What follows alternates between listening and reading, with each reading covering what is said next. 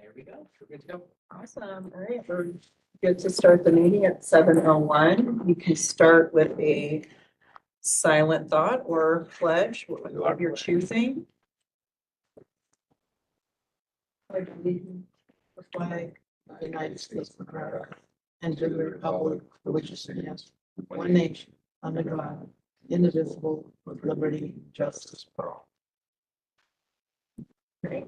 So you're here to discuss the budget. I don't know if I need to officially call anything to order. If we can just dig into the budget stuff, but is there anything I need to officially say?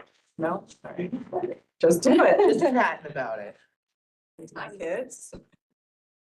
I What are would you about to say? suggest, Nate had shared those two different items with you. The budget and then also proposal for board designated reserve funds, which is not an official proposal from the finance committee, but it's something that we have discussed a lot. And so I would suggest that we go through the budget and see what questions there are and then swoop back to the reserve funds and have that conversation before executive session. Everyone's okay with that. No, Bill, you had some questions, right? Or you wanted a clarification on something? That's Yeah, on the on the, reserve. on the Okay. reserve fund. So unless anyone has a different proposed direction to do this, I think that it might be nice to have Nate highlight some of the things that have changed on the budget for this year. George Good. can pop in on some of these as well. And then Mike, Tony, and myself are all on the finance committee and Jackie's back here for support. So we can run through these. So if there's questions, we can address them in advance of approval at next board meeting. All right. So the top sheet is a summary sheet, but if you want to look at a more detailed breakdown of everything, you want to go a couple pages in. And there is more detail there with all the various lines that we have, the line numbers. At this point, we're asking for the budget listed here is asking for the full tax levy, correct? So that's an expected change. In terms of other more unusual changes, I would say, we talked about reducing the materials budget a little bit. I consulted with staff about that topic, in order to better fund our professional development line. Because we're going to need to do a lot more training, coming up. So, we're shifting 20,000 out of that budget. That was talked about with all the staff that do collections, and it was not a problem at all. And Do you mind if we ask questions? We got here? absolutely. So just to clarify though, we Yes. have consistently underspent the collections budget with We're- the staff. We're always so- scrambling at the end of the year to finish out the last of it, so I don't think it's going to really affect us to take this amount out of this line. Yeah. Which was why nobody Mhm. gave me a hard time when I said, can we cut this budget a little? In terms of where I was hoping to port some of that in, we talked about it, I'm just looking for the line, which is on the next page, which is 5075, which is staff development. So it looks like a large increase because it was really honestly underfunded before. And because we're actually making a shift from one budget to another to bump that up, so it's paid for by that change.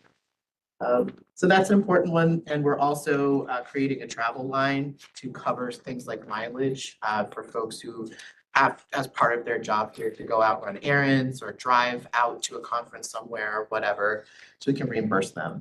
So that's a new line. A lot of the other changes you'll see, the ones you would expect really are, of course, it always costs more money to have staff.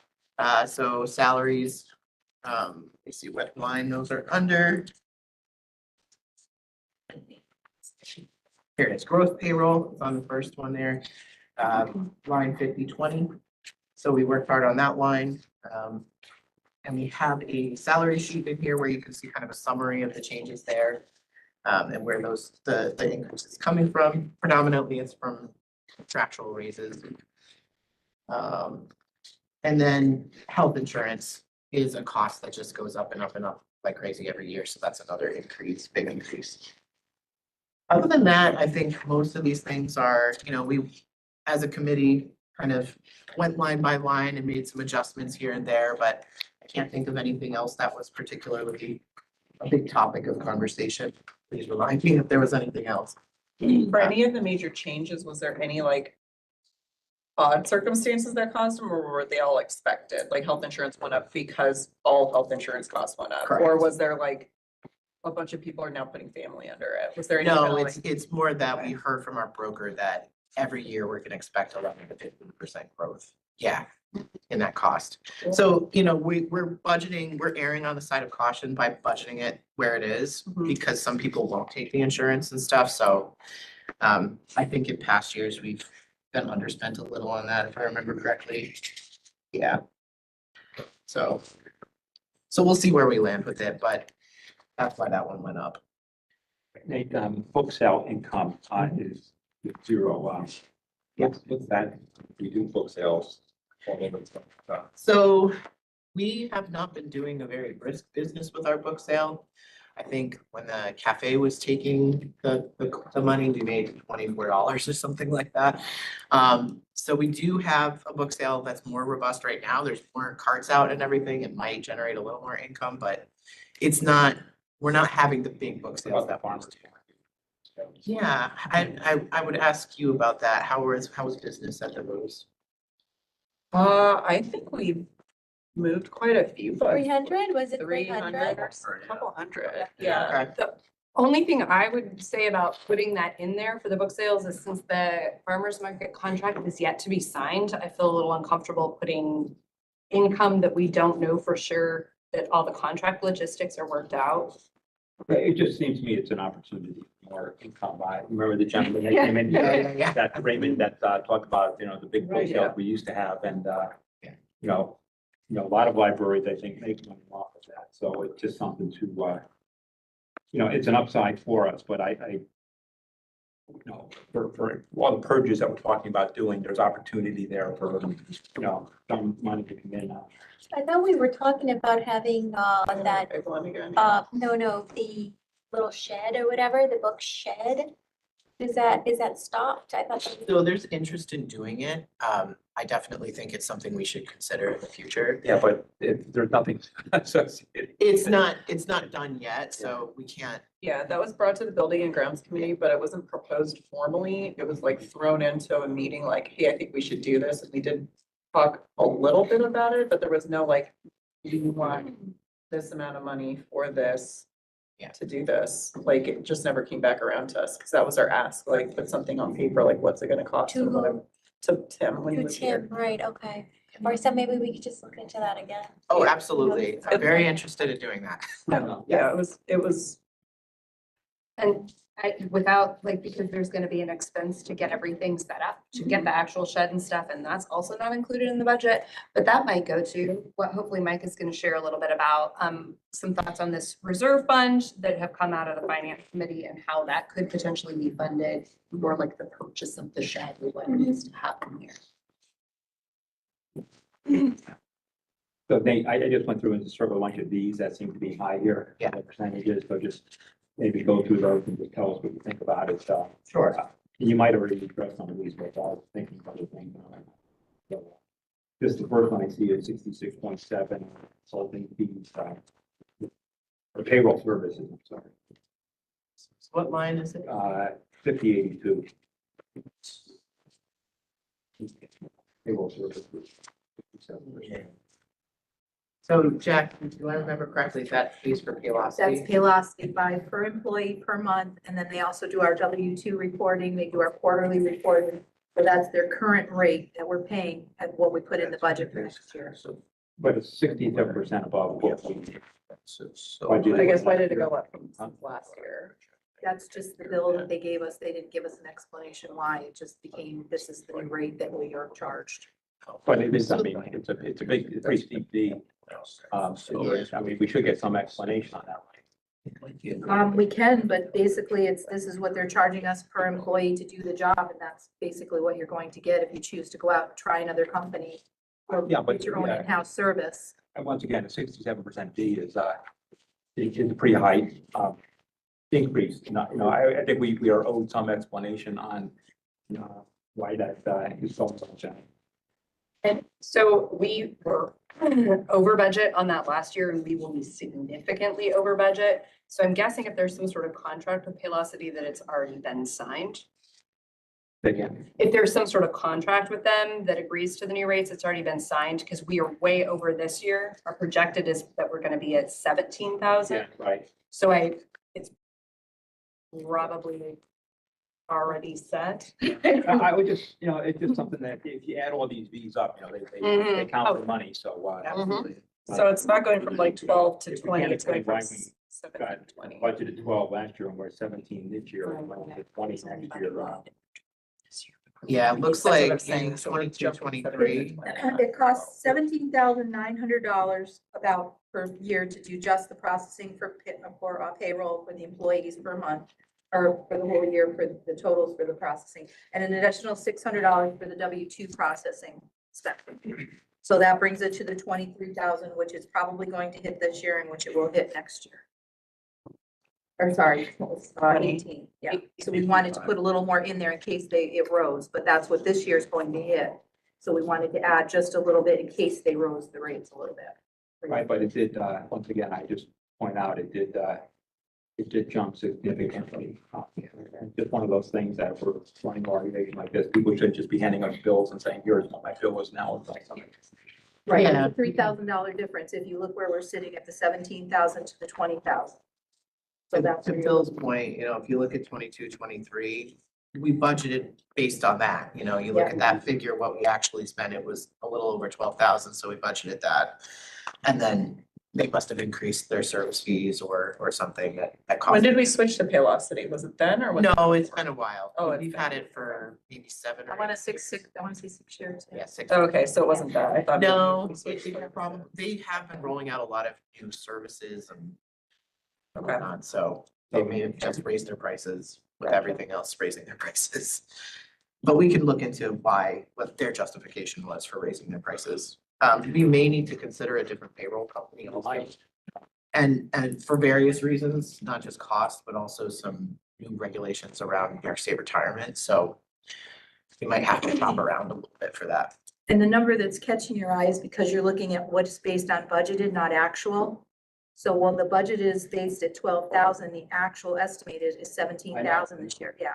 But the actual for, the previous year was 12,550. So once again, it went up by 5,000 from, the actual, and now it's going up even more. So I just would have liked an explanation as to why we had that big jump. Because, 22 was 11. Did we have less staff during? Yes. No. We had less staff during 20? Yeah, If it's That- by, that's part of it, Staff, I'm sure yes, that's part of it, so I can find out what the jump was in Yeah, I'm number of curious staff, what and that the- would cover some of the difference, but I think Probably also the not all of prices it. went up, like many things did. gotcha. The next one, I'm just going, everything about 10%. Utilities is up, that's just inflation, 12.5%. Then, office supplies and expenses is up 20%. Am I remembering correctly that did we talk about mushing two lines together Yeah. to get to that So value? we see. We used to have these two lines that split it out in a strange way, and I think we put them together, but I could be Did, wrong. I just have to find the right page.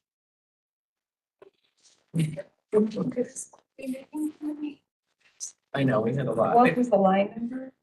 It is 50 to 50. 50-51. Yeah, so we had these two weird lines, materials supplies and office supplies or expenses that I think that we mushed together. There was one underneath office. Oh, circulation supplies, that's Circulation that's what it was. Yeah. So circulation supplies is no longer in the budget, but it was budgeted last year at 3,600. So adding that cost in is probably what the offset is. Yep. There's a $3,000 difference, that's about it. So it's just that we're. Those two lines got together. combined. So this percentage is actually misleading because there's two lines combined into one. Okay, the next one is 6,000 maintenance. $28,000. Increased 89%. 2%. Yep. That one is basically all the services that maintain our equipment and also it's our plowing and other services like that. And costs have risen. I don't remember why we adjusted it that high. Do you remember, Jackie? It just looks like we've under budgeted. It does Yeah. look like that. I think we were just trying to be cautious and make sure we really covered that And we fully. weren't sure as well what our staffing needs were gonna be, so I think we were thinking if we had to hire a company. Contract as out. well. Oh, yep, yep. What's that? So our maintenance staffing is so low, if we had to contract out for some of the services that our maintenance staff would do. In 22-23, it was almost 56,000, so if we're estimating 60, we're probably looking at our worst year, basing it off of that. Yep.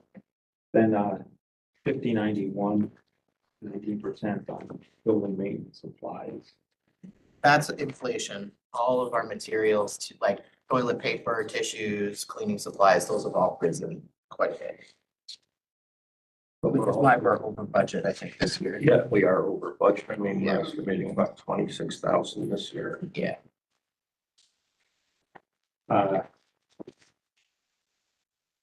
Just 5011 is 25%. Program supplies. Yeah.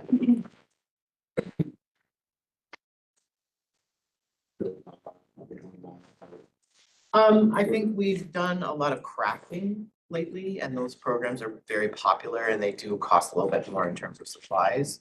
So there was an ask to increase that budget a little bit so that folks could buy all the things that they need. Because the programs line is presenters fees and then the program supplies is all the materials which do cost more now because of inflation. So that's where that change is coming from. Insurance is up about 17% at inflation or just Which one? Commercial insurance. Oh, yeah. Let's see. What did we say? about that? So I think that insurance is because is cyber insurance broken out? I think it is. Okay, hold on, I think I've got a note on But that. there's nothing under it. There's $0 for cyber insurance. Oh, did we just? Oh, wait, no, Zero I lied. change. I lied. Zero You have zero change. Yeah, no, we still have it separate. 2,800. sorry. So I believe, and I just have to find the right ones, in my old one. So there has been a couple of things that have been added onto insurances for nonprofit organizations lately. And so I think that that was just addition of it might just be the rate increase. And our current line is supposed to be, we projected out at $3,022 for 12 months. We should be hitting 36,264 for this year. So the reason we went to the 38,000 was just to project a small increase in the rate.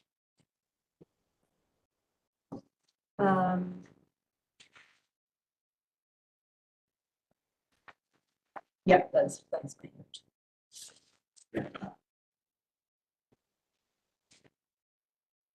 Staff recruitment. 57 Yeah. is up 150%. Yeah, so we have instituted a policy of running background checks on folks and there is a cost associated with that. So this is that change. Whenever we hire somebody new, we run a background check out. So that's the line we pull that from. And that work rent is coming down by 100%. We have. Go ahead. So pretty much originally when the service first started, we were paying for other things as part of it. Now we just pay for postage. So that's coming out of the postage line. So we decided we didn't need to fund that. And the office supplies. Yeah. Anything we purchase there just comes out of the general office supplies. That's where we don't break it up by department. Yep. That handles all the big percentage changes, so, thanks.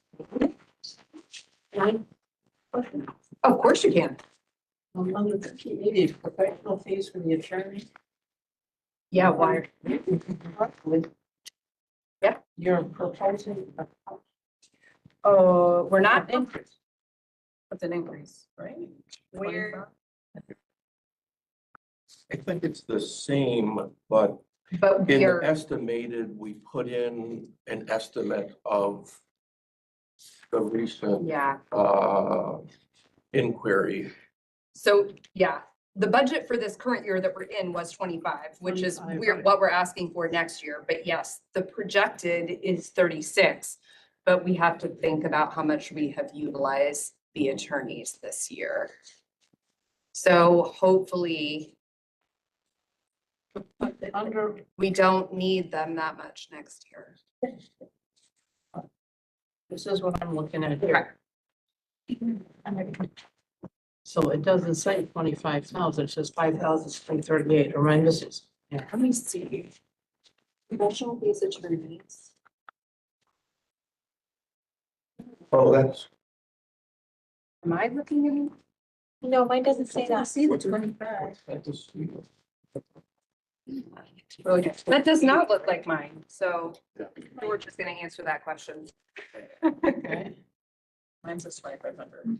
Yeah, so this is the one that I think I pulled out of my packet. And so it's showing 25 from this current year and 25 for the, this was an earlier version. Did you pick it up at the last meeting or something? I can't remember, but that is, oh, here. This is the one I think that was in our, yes, This yes, is the that's new it. one. That's the Oh, newest. That explains it. Yes. Thank you.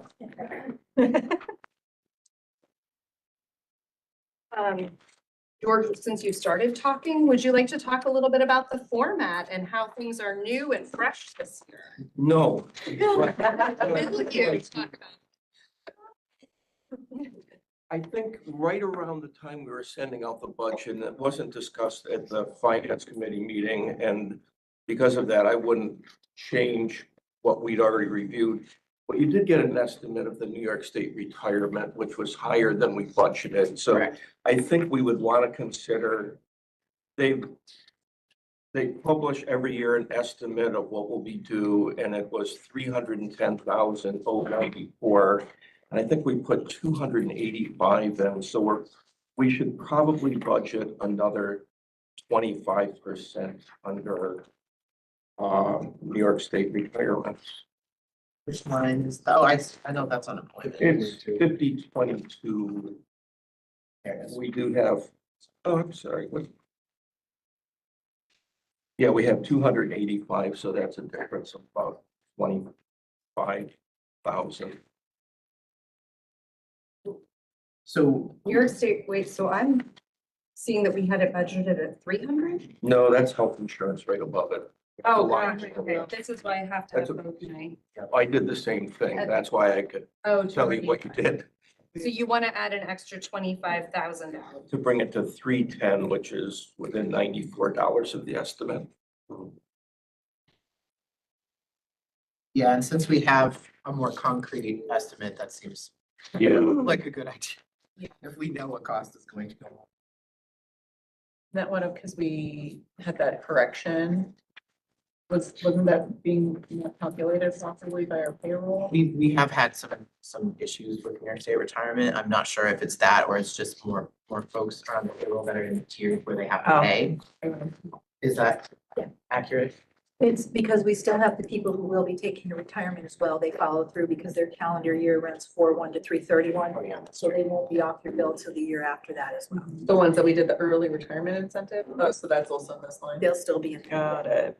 And I didn't know, Nate, if you want to address unemployment insurance, New York State unemployment. Yeah, so we have not been paying for New York State unemployment insurance. However, we now have a New York State unemployment claim that we're going to have to pay for. So we may want to consider getting New York State unemployment insurance. We don't. so we've just been paying, we're on a claims basis Yep. right now. Correct. Okay. And I don't think we've had a claim until now, so it's not been evident that it was very, important that we perhaps have this insurance. But now that we have a claim, it's clear that we might want to consider getting that. Yeah, we've been notified. We've been notified that there is a claim against us, which can run for 26 weeks. So we just wanted to let everyone know, since we did mention that we hadn't used that line, which of course, Yeah. it's a bad thing I to say. wondered if that We We've yeah. now woken that Draw it line down out. on us. So you say put 5,000 back in. Yeah, I mean, I don't think we have a quote, because I just learned about this today. from It's gonna whatever be more month. than 5,000 for New York State. Yeah. Well, it just says the budget amount for the previous year has been 5,000 from, so we should. Right, so I think he's right at baseline because we're not expecting it to continue and that would be a low amount. I think we have to pay them out. So there should be enough in there or enough with the coverage of the interest rate that we've got. So we have a little wiggle room. We're not expecting another person to have to use it, but it's a just in case. Okay, So what is your recommendation? I'd like the $5,000 as a flat to start, because again, you never know if the person's gonna take it for 26 weeks. They may find employment or you may get no employment whatsoever. So it's just hedging your bet a little. Okay. That would be 10 payments, basically of $500 for each week you're gonna pay. Well, then that would just be covering the claim we have, not covering getting insurance, correct? Right, this is right. This is when New York State notifies us there's been a claim against us as an employee. yeah, So I think we should get a quote for what the insurance would cost, and I can do that ASAP. what line is this that we're, 5025. 25. it's the top of? Oh, here we go. Okay. So, Yeah, so at the very least, yeah, we should probably at least put the 5,000 in, but I can try to get a double figure check it. Mhm. soon, before next week. Yeah. To find out what it costs to get the insurance.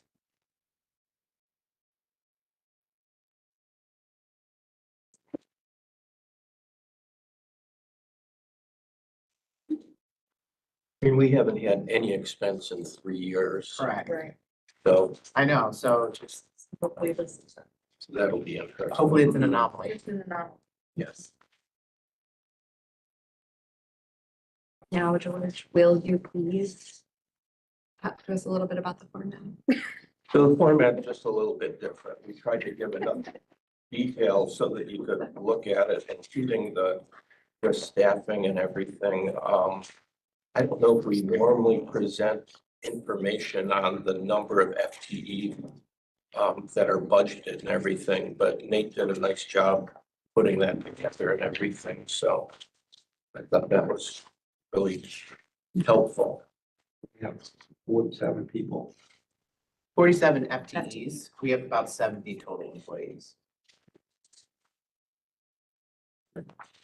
So full-time equivalents. And just as a point of clarification, the very first page that was on there, George did some consolidation of lines so that we're seeing kind of like a tight version of this. So it wraps up a couple of lines pulled together, correct? Is that, am I speaking? to Yeah, that correct? and that's actually the format that we look at on the monthly financial statement, so it rolls up the same. Then as he said, Nate pulled this information together, which is really helpful in getting a better handle on how the personnel is. You will also notice at the bottom of this that our initial estimates for wages came in with a really significant increase, which we knew probably wasn't going to be palatable for the taxpayers.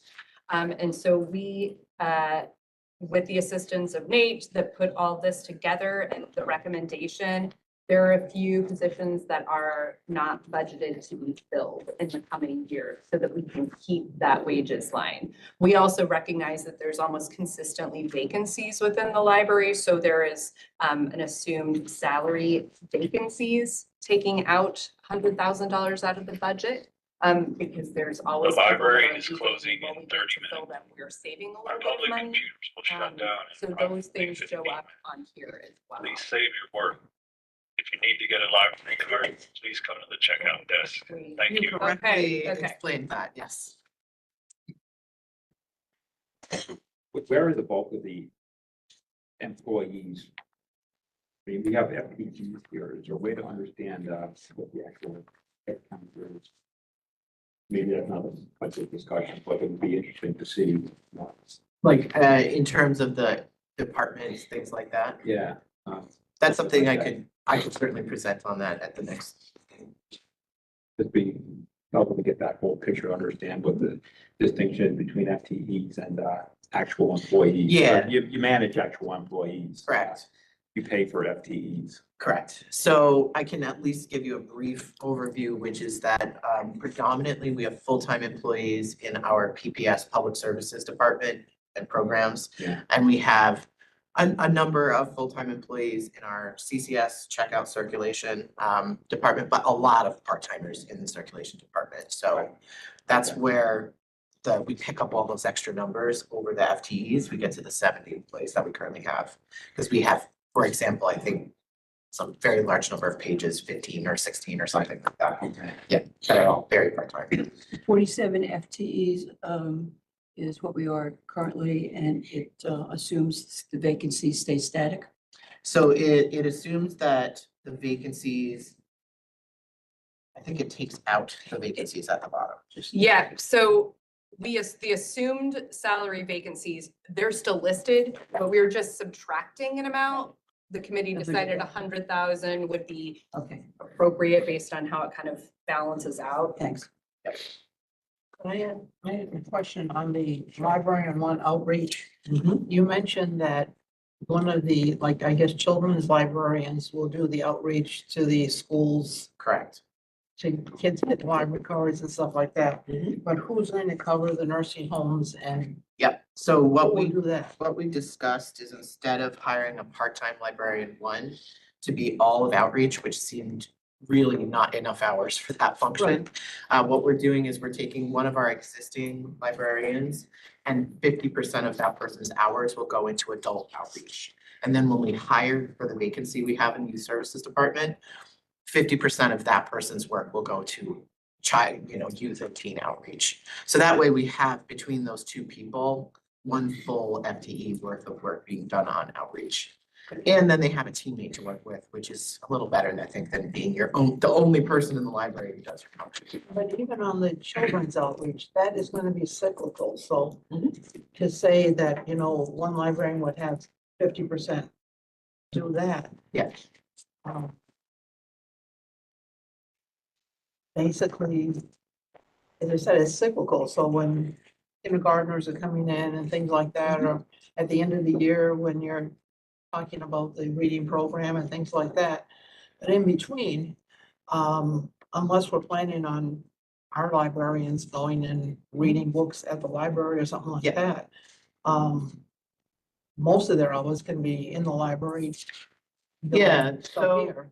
I mean, outreach is something that we do need to be thinking about year round, even for youth populations. I think sometimes even I have been confused in the past about what outreach is, and I've been educated on it for folks who know better. It's really about serving underserved populations. That's kind of the definition in terms of grants and things like that. It's not just going out into the community, it's serving specific targeted groups that are generally underserved. So, and that relationship building with the schools and attending, going to daycare fairs and doing, all of that stuff happens year round, really. It needs to keep those partnerships strong. So I think that the person will have enough to do for sure. But yes, also the benefit of having the hours split between regular, typical librarian duties and outreach is that there is that flexibility that will come to it. So we thought it was a good solution. But it doesn't have to be fixed. In other words, Yeah, it's a general expectation and it's gonna be how we write the job description for the position we'll be recruiting for in the spring.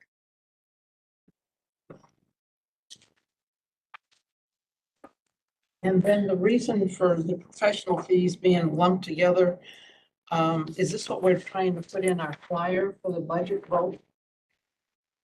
The only reason I'm saying that, it used to be broken down auditors' fees, I'm not, yeah, Legal so fees. this is the format we use for the monthly. It also is the format we use for the audited. But I think you're right, we do a different roll up when we, It goes to the voter. that gets published. I mean, I've got it here and another one basically, so it is a little bit different. And I guess, I don't know if it matters.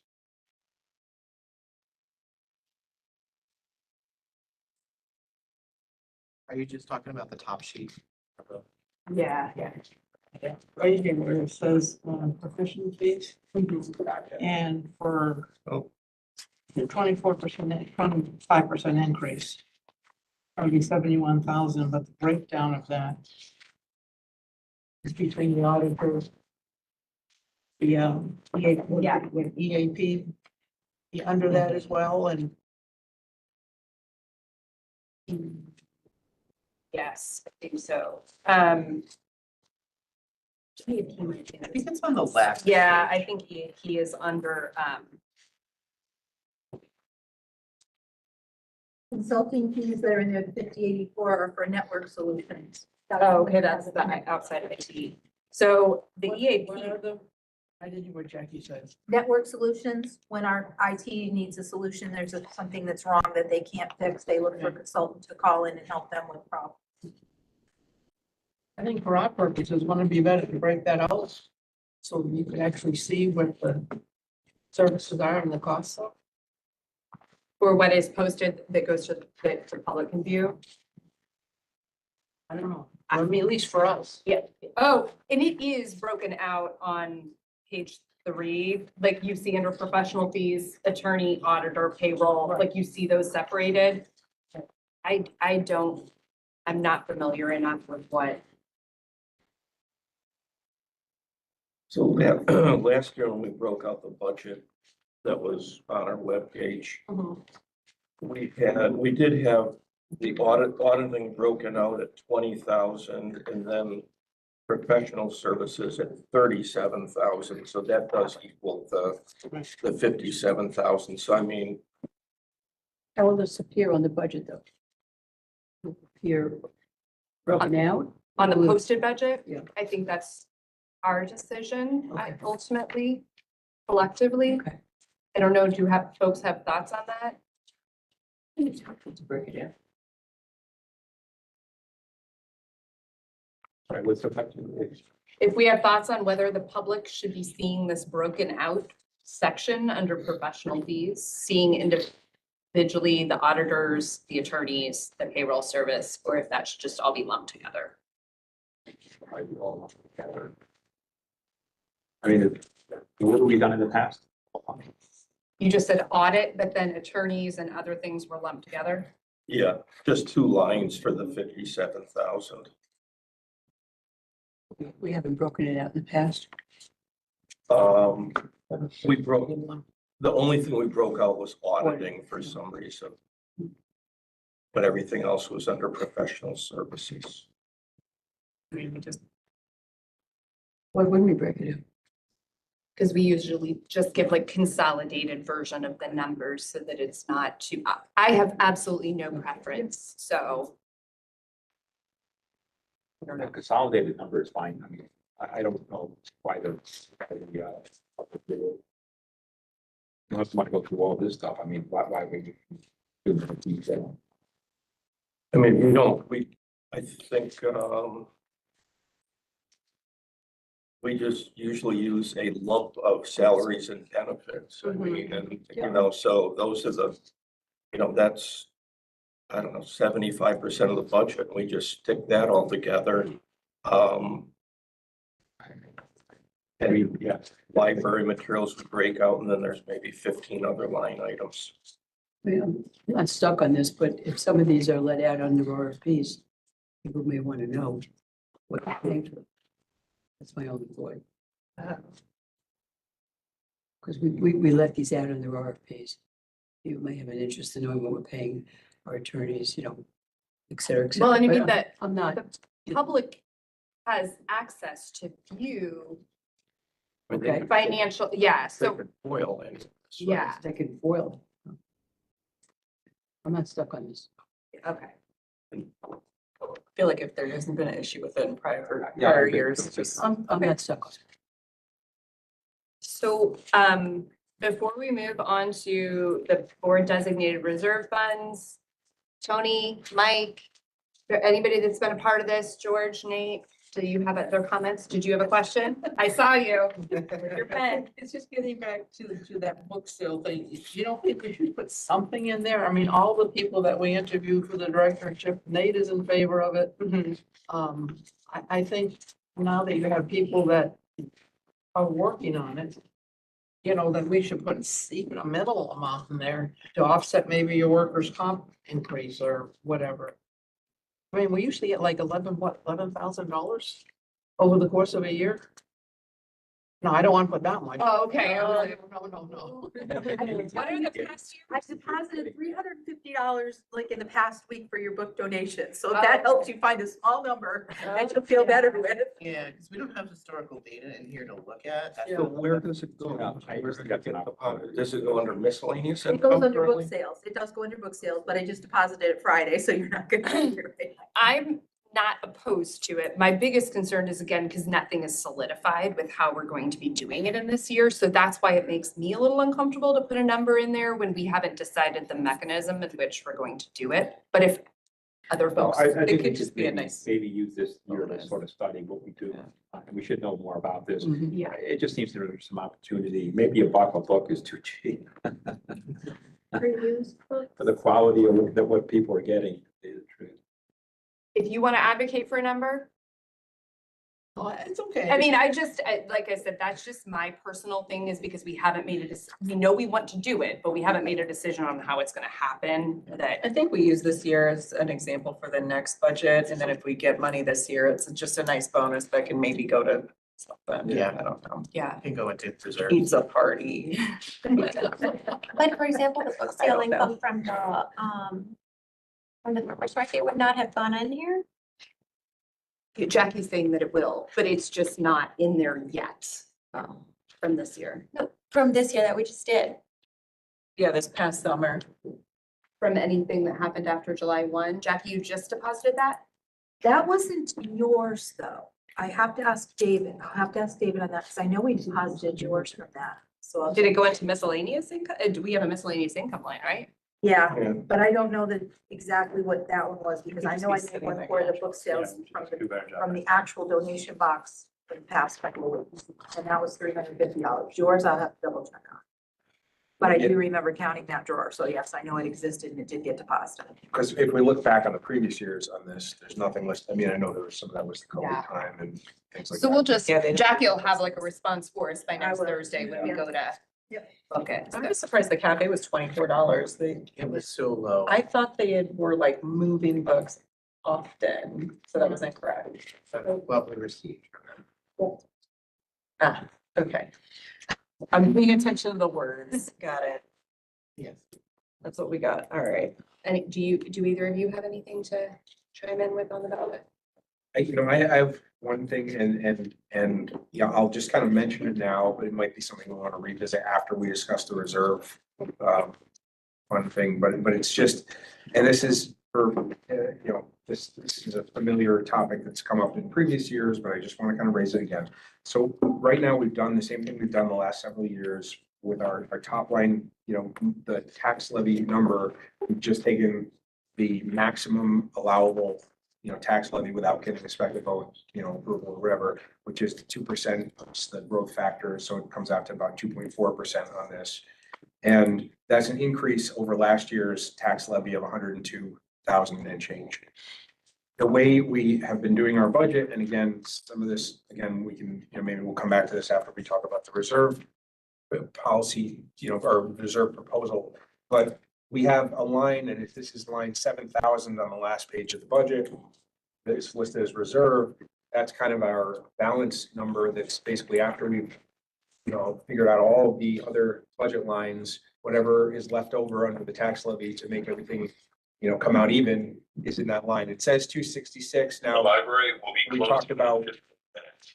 If you have materials you'd like to 2:36. take out, please bring them Exactly. to the checkout desk immediately. We talked about bumping up the New York State retirement number by 25 and then adding 5 for the unemployment. So really it'd be about 236 after that. But that is basically money that we have not budgeted for anything. It's just extra money under the tax levy. So $236,000.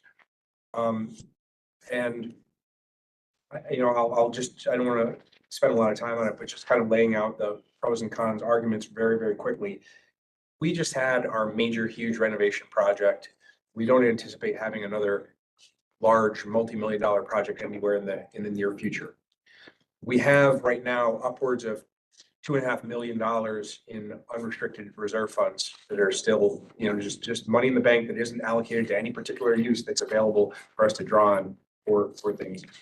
We don't have any particular plan for this money. And in previous years, that basically it's kind of, it's a buffer, it's extra money, but a lot of times that extra money just ends up just getting dumped in and increases our reserve fund, and it's just extra money that goes into that.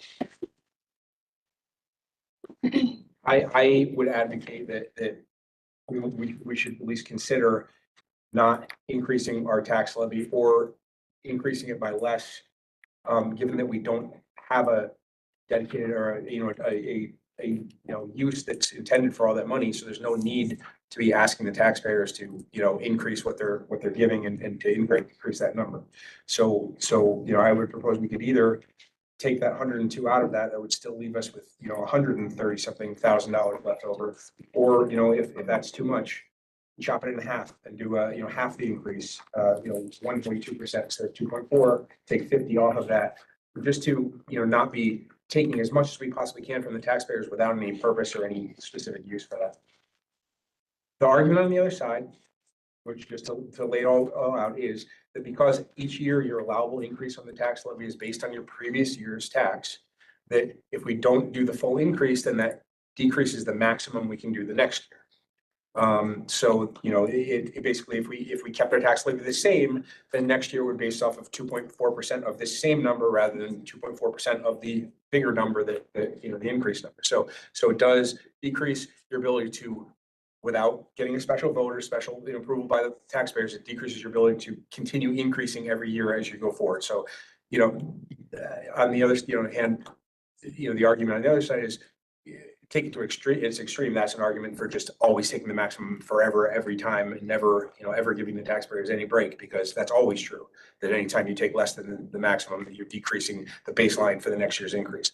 And also, we know, I don't know, the details, but we know that at least, some of the other libraries in the area, our approach of taking the maximum tax levy every single year is apparently out of step and not the norm. And other libraries routinely will do either a 0 increase year or a less than the maximum year from time to time as needed, and justifying to the public when they need a bigger increase.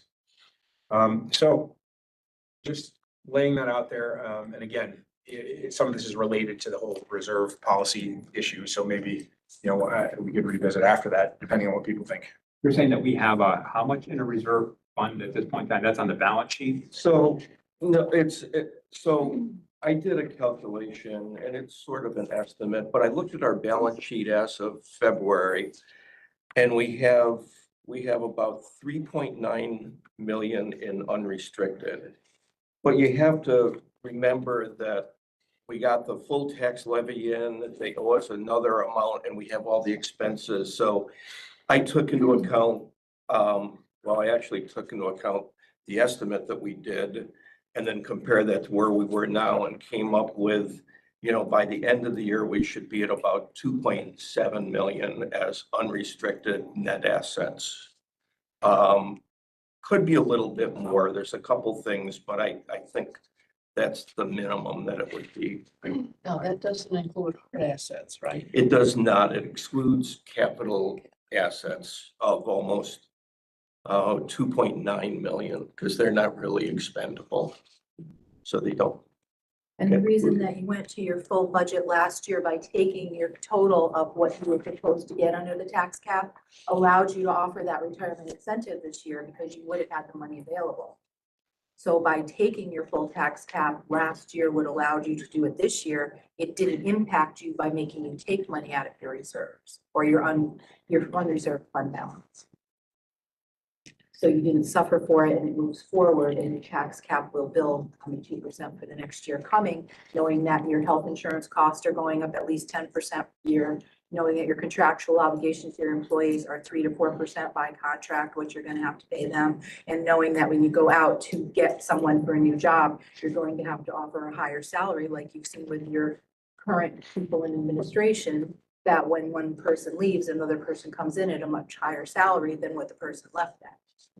So that's also something that you may choose to put your salary at a certain place now, not realizing in the future, if you take this tax cap and use it all the way, you are protected against what you need to operate your building, because you're a service-based industry. Well, the thing is, you can dig yourself into a big hole Yes. because wages are gonna go up every single year, utilities are probably gonna go up, everything's gonna go up. And you're limited to that 2% tax cap is based on your prior budget, so you, But once again, we're building up this cash reserve, right? I mean, we have a pile of cash, if I understand this right. Yep. Okay. When it came time for the capital program, how did we use the cash to fund the capital? So as part of that, we had to put in, hang on a minute, it's on the second page. 1.9 million.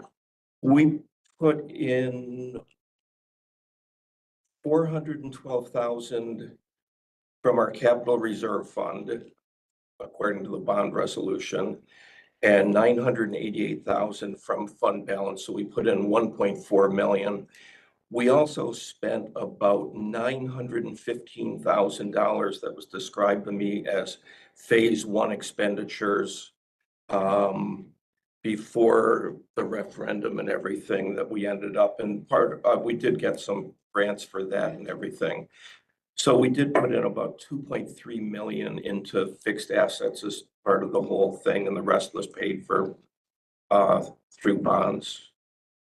And even with spending that and having it go into fixed assets, we still have the net assets that Mike described. And I think, I guess what struck me when I looked at the first page of the budget was Mike mentioned the 266,000, which is now 236. And this year we're estimating about 181,000, and that's after paying out 254,000 in the tax certiorari. And the year before, we had a reserve of almost 377,000 after paying out 108. And the year before, we got a lot of grants which affected the income, but you know, they're not inconsequential numbers, basically. I did find out, I made an inquiry of the school district, and they said that they are not aware of any more tax certiorari, that they've all been settled as of now. So, I mean, there's always a chance there'll be new ones, but it seems like, you know, we ended up with almost 450,000 that we had to refund. But he said that those are over, so, you know, there might be some, but you wouldn't think they'd be of the same Those out of magnitude. reserve funds, though, right? Yeah, yeah. And even after those payments, we still have the 2.7. The only thing about the 2.7, I mean, it's 2.7 million. Between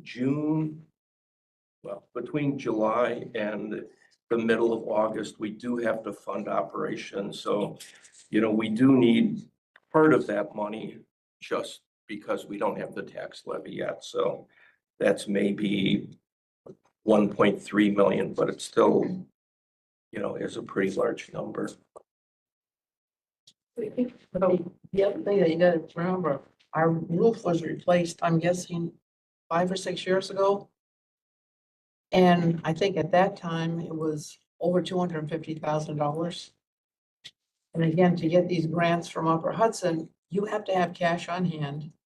I mean, 2 million sounds like an awful lot of money, but when you have these big projects, you have to have the cash on hand in order to get the grants from Upper Hudson through the state. And The library is closed. it just makes me nervous to cut and then you have all these salary increases over the years but you're fixed at 2%. So how do you do that with the state's stupid rules? I mean, it's not our fault that it's set up that way. Do we have a projection of what this will look like 5 years out if we kept the tax levy exactly as it is? Has anybody looked at To that? have a 0%? Oh, we'll eat up that reserve fund quickly. And I don't think Mike is proposing 0% for 5 years. Right, no, I didn't Yeah. know. I didn't hear that in your And, proposal. I'm again, a lot of this goes to this proposal for how we handle our reserves going forward. Okay, I have no problem whatsoever with us planning long-term and having and saving, money for dedicated long-term expenses, unpredictable expenses, things down the road that we need to do. I'm just saying, right now, we are not doing that. We are not planning long-term. We're just stockpiling. We're just money. stockpiling We're just money. saying, take as much as we possibly can, and every extra dollar just gets shoved in kind of a big slush fund that we don't have any dedicated purpose for. And that rubs me the wrong way. But at the end of the day, though, that slush gets paid out for various increments that are very consistent with the titles that you came up with, the funds that a certiorari fund, a building fund, et cetera, et cetera. We In do- theory, it might. I mean, right now, we don't have any particular, dedicated, it's It's not that it's paid for nothing. It's paid No, for exactly the stuff that you're saying. and we need eventually, funds for. it's available to potentially be used for those purposes. Yes. I'm gonna, if this is okay with everyone, I'm gonna suggest we actually circle on to this board designated reserve funds, talk about that for a minute, and then revisit the issue of whether or not we want to take. I would just like to see some projection, if we kept it the same and what we anticipate expenses would be, just to see the delta, Yeah, between the two. I understand what. Okay. But I think you're right. I think this is a discussion that should. Let's, there was Mike put together this great sort of explanation, so I hope that everybody was able to read that in advance of this, but coming from the finance committee, these are sort of the funds that we thought might be the most helpful, and I'm gonna let Mike explain it. Sure. So, as we were just talking about, right now, all of our reserves are just in a undifferentiated, single unrestricted fund. And the idea would be that instead of doing it that way, we would say, what are the major, either future known future expenses or expected, or what are the kind of unpredictable, things that we need to be prepared for, and specifically budget for those expenses, building up money to, to cover those costs in dedicated funds. And then not maintaining this unrestricted fund. Basically, that would, instead of just being the kind of the reservoir where everything gets, just added to every year, that would just be an amount of money that we keep. As George was saying, we need a certain amount of money in there as kind of the float between the beginning of our year in July and when the tax levy actually comes in. So we've got several months worth of expenses that we need to have that fund available to pay for. But otherwise, we would not be keeping extra money in this unrestricted bin. That would just be this for this particular purpose of carrying us over till the tax money comes in. Other expenses would be saved. And the theory would be, as part of, in future years, as part of the budget process, we would not only, do the lines, all the expense lines like we do here, but we would also have, for each of the dedicated reserves we had created, would say, okay, and how much this year extra are we going to put into, for example, the tax certiorari fund that's going to protect us against future tax, certiorari challenges? How much are we going to put into a major capital expense fund? How much are we going to put into the very long-term fund that's going to save for the eventual replacement or major renovation of the entire building that's hopefully, very long in the future. But we'd have those specific lines, we'd budget for each line, and we talk about, how in the future, the finance committee and with input from various things or whatever, how it might try and, do that. But we would be budgeting based on all those lines, and then our tax levy could be, just the tax levy is what it is when we add all those numbers up and do it, and not just the max that we always ask for, but it's based on some projection of what we actually need. If we didn't use those specific line items as you suggest. Yeah. Would then the overage, let's assume The library is $100,000, closed. we spent 75 that budget year. Would the 25 go into an unrestricted, back into the unrestricted fund? Well, so that'd No, this be is something. kind of an accounting thing. Well, yes, it's a kind of an accounting thing, but Right. part of it is to change our process so No, I that get it's that part. right. But so that would depend. And what some, so one of the suggestions in here was, there's a couple different steps that we might want to take to do this. One would be the board, action by the full board to create, just create these dedicated funds. And they say, these are funds saving for these particular purposes. There's another side issue that's related to this is basically we've been told, and it's not something we've had to, deal with or whatever, but potentially when you build up too much reserves in an unrestricted, just a fund, that can bring the basically scrutiny on you from the state about the way you're managing your finances, where they're very much more forgiving if you have dedicated funds where you're saying we're saving for these particular purposes, not just, accumulating money for without anything. So there's that kind of benefit also in that it kind of protects us on that end. But again, another step would be potentially to create a policy, a reserve policy that basically says how this is going to work, and that would address the fund balance, the unrestricted, funds in there, and say, basically what's our policy as to how much money are we keeping? And, one approach, it doesn't have to be the approach we take, we would be setting basically a cap on the amount we expect to accumulate in that reserve, which maybe is equivalent to a certain number of months of expenses or something like that, right? We say, okay, we're gonna keep whatever, 4 months, or I don't know how much we need of expenses in that to do it. At the end of the year, if we are under budget on things and have extra money, from what we got the last year, that's left over, then that would either, when we're budgeting for the next year, that could basically offset what we're demanding from the taxpayers in the following year, and we'd be asking for a smaller tax levy. On the other hand, if we have these dedicated reserves set up for particular purposes, we could look at those as part of the budgeting process and say, we're kind of under budget on our saving for major capital, expenses in the future. So maybe since we had this excess money, the surplus from our budget from last year, maybe we're gonna, put that in to bulk up one of these dedicated reserves to do that. 2 questions, Mike. Do we know legally, do we have any limit as a not-for-profit as to how much money we can actually keep in an unrestricted fund? I don't know the answer to that question, but I think in other not-for-profits, you are limited and there's a formula that you can use. So we've been, go ahead. Well, I just want to clarify too. So these are board like designated. They're not actually restricted.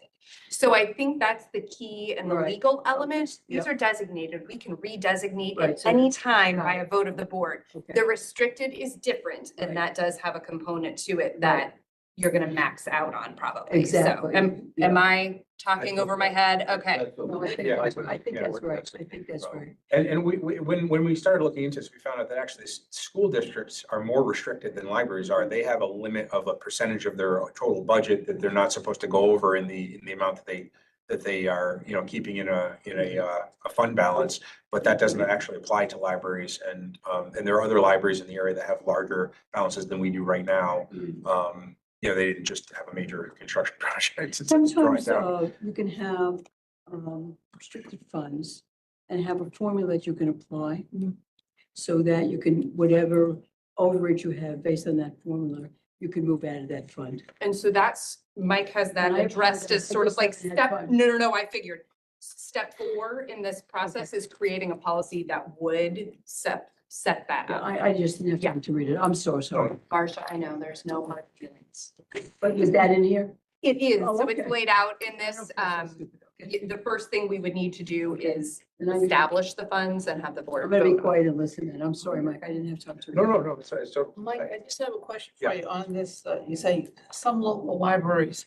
Are these libraries that have a staff as large as ours and a budget as large as ours? Or is it like a little Altamont library? or- on which point are we talking about? Having less than the At maximum? least some increase? of the local libraries include have a Bethlehem. practice of requesting less than the maximum increase, even 0. I'm just wondering how they do it.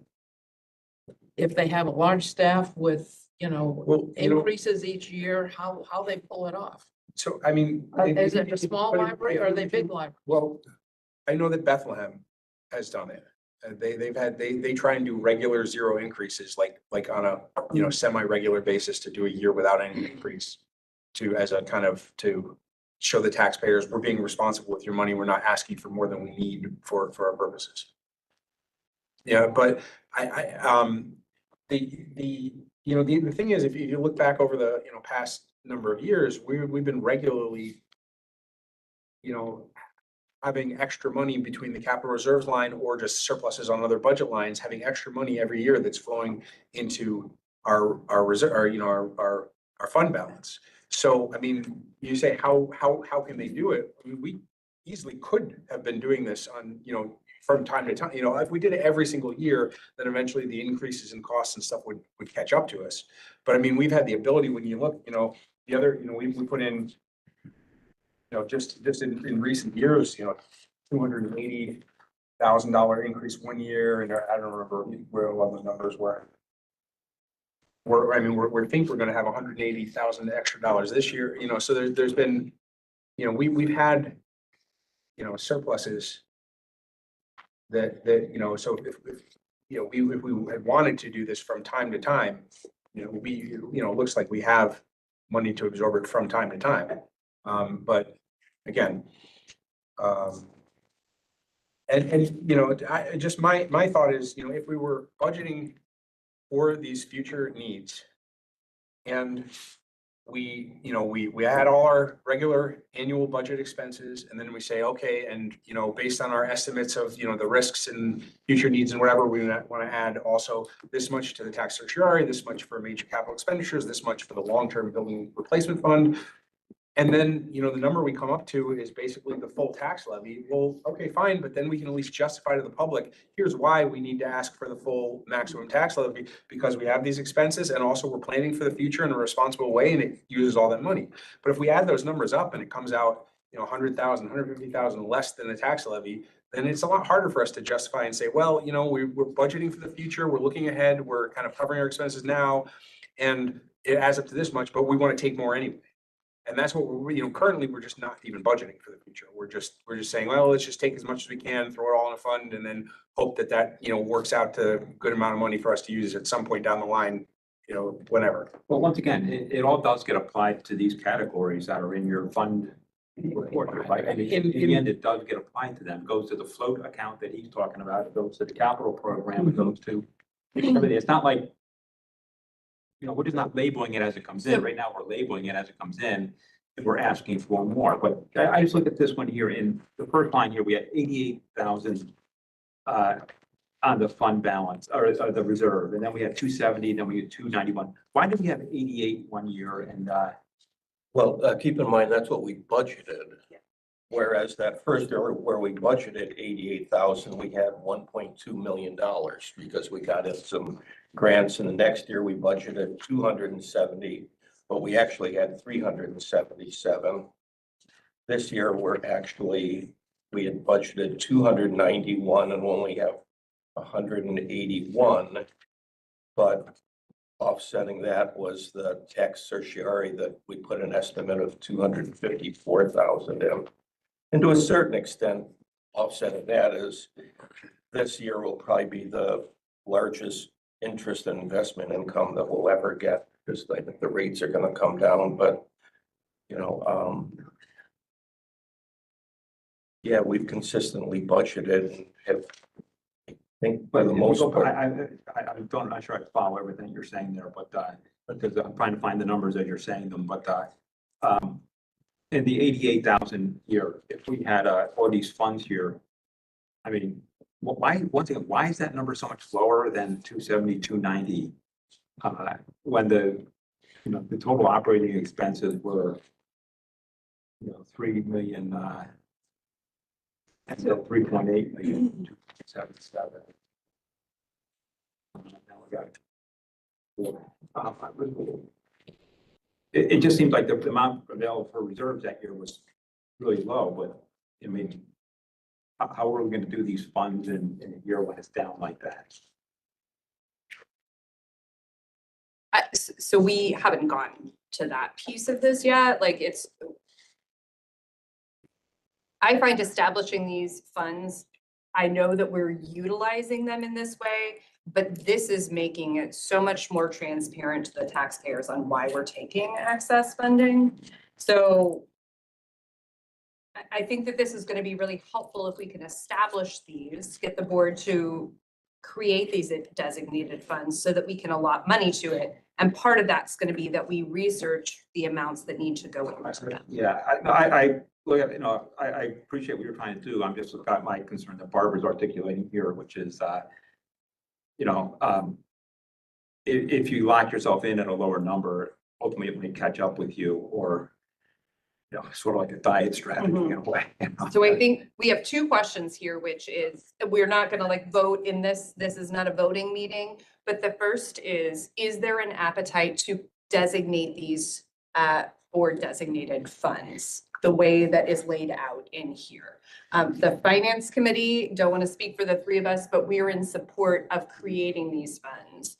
And then working through the steps to figure out how we should. It's just, the 266 number, if we did these funds this year, what would that number be? So we don't know. So that's why I'm separating these two issues. I think, right now, we haven't incorporated adding money to those funds into this year's budget. So I don't think it's gonna make it into this year's budget. This would just allow us going forward to do it for next year. It's kind of. To have this be a part of the process from the beginning. I'm interested in sorting it out. I just don't want to come up short and then, Oh, absolutely. Then have to go And back and so- get a 60% vote from the voters and say, oops, or now we got to lay off people, or we got to leak, or whatever else. I just don't want to get caught in a. So I totally get that. I just want to separate the two issues. We would be in general, we believe in support of adding these funds, adding these board designated reserve fund accounts. Not talking about the money, not talking about the tax levy, just that this is something the board would be open to creating. If the finance committee brings forward a proposal, not putting money in them, just the funds themselves, the lines themselves. Does the fund committee have any idea let's talk money, says you designate these, what process would you use to put money in over what period of time? I'm sorry, I haven't read that. Okay, I have. It's all in the memo. So, I discussed it a little in the memo, but the memo doesn't have hard numbers for anything because it's just something we're gonna, it's It's a concept. something that's addressed I every got it. year.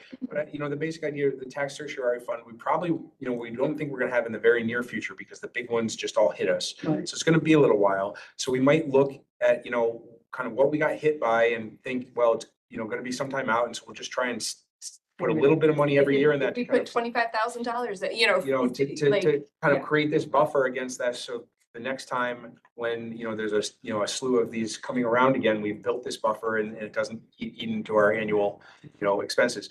And then the capital, major capital expenses, part of that could be based on looking back historically Yeah. at what are the big things. But part of it is when we have, and going into the budget process, part of what comes into us, we might have, coming from the library to say, look, these are the major systems or, pieces of, the library, if it's the roof or if it's some, the air conditioning system, whatever it is, to say, these are the things that either are starting to show their age or are just based on timing, are probably reaching near the end of their useful life. And probably in the next 3 years, 5 years, 6 or 8 years, we're going to need to replace this or that or the other.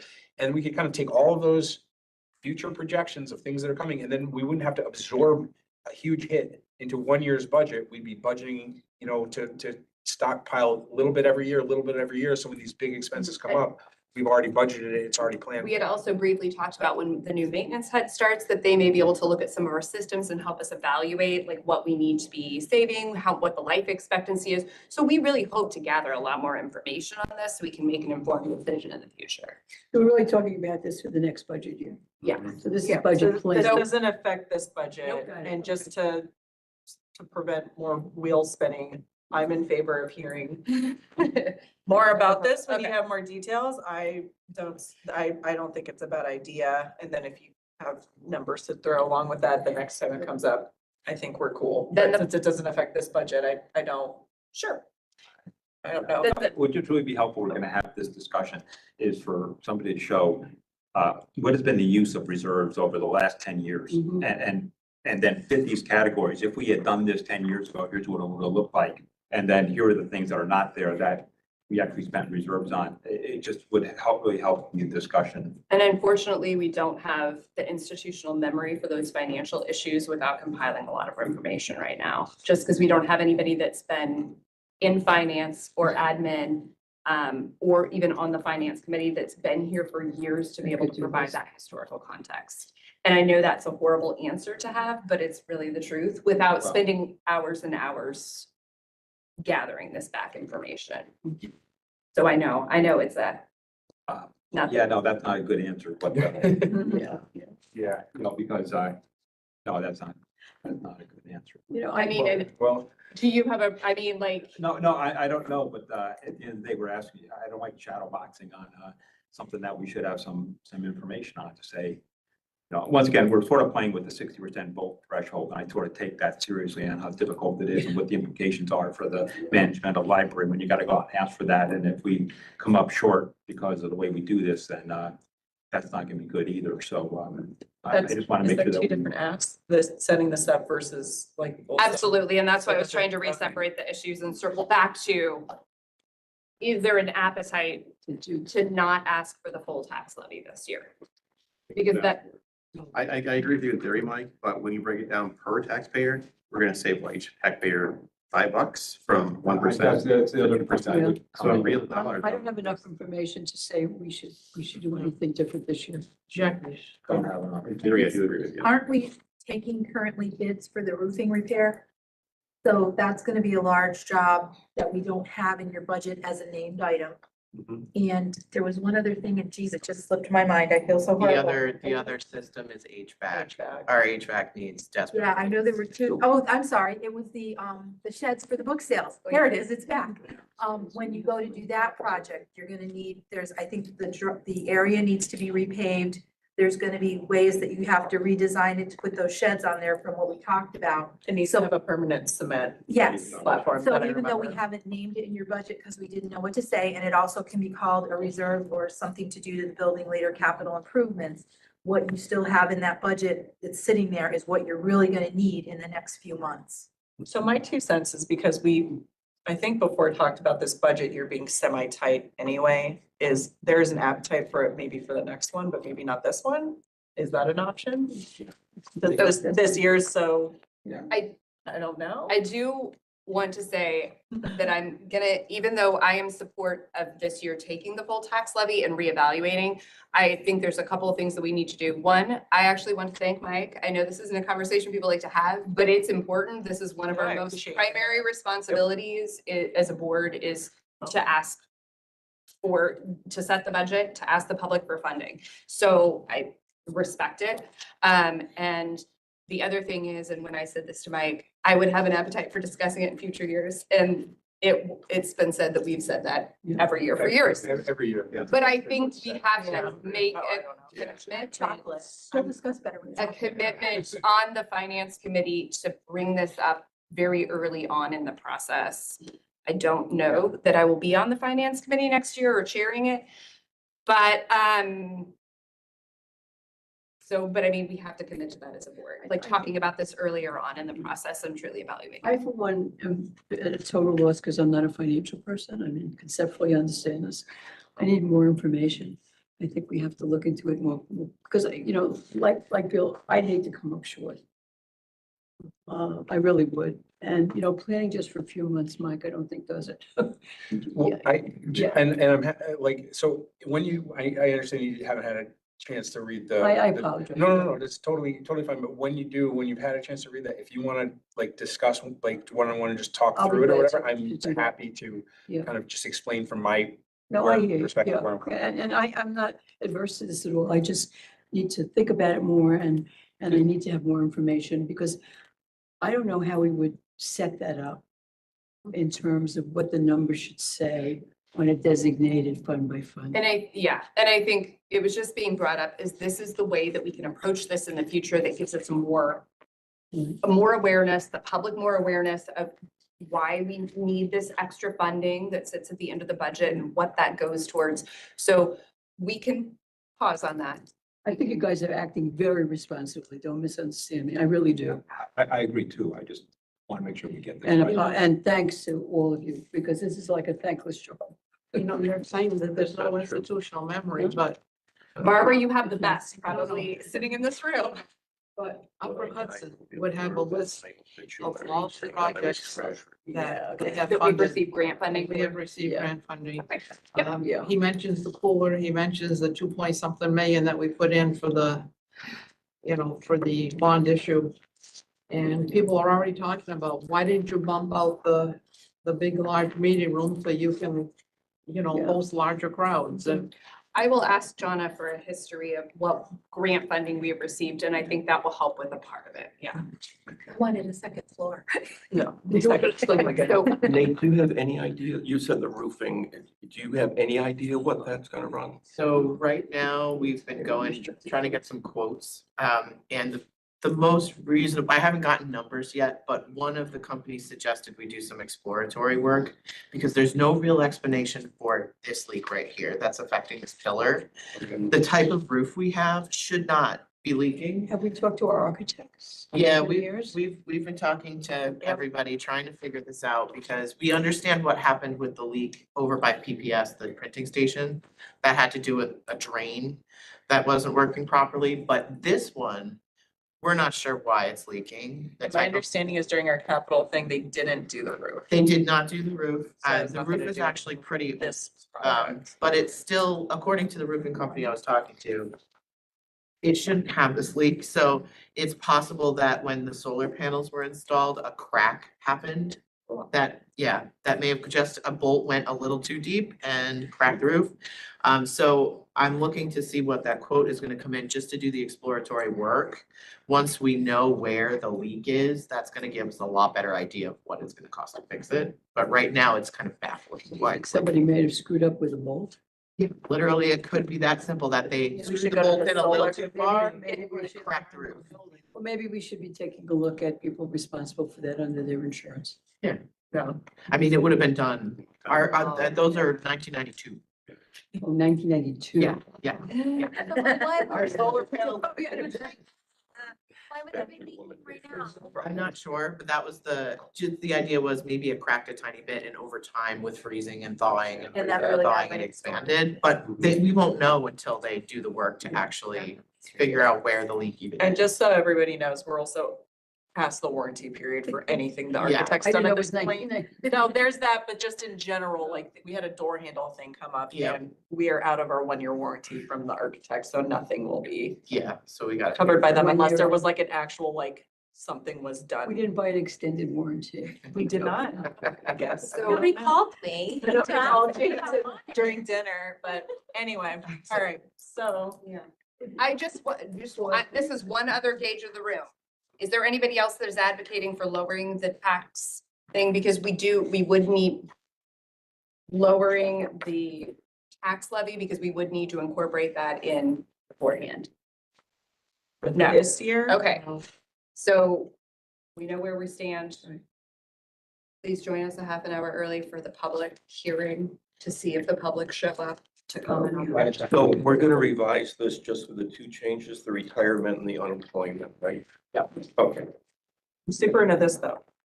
I'm down for this. Yeah, thanks for doing this. Great job, yeah. Really. We made $600 in book sales. And they went under miscellaneous. Okay, I figured That's why I brought my little book. Thank you all. And I know this is annoying to have a special meeting, but it is really, this should make the process go faster. Hey, it's all right.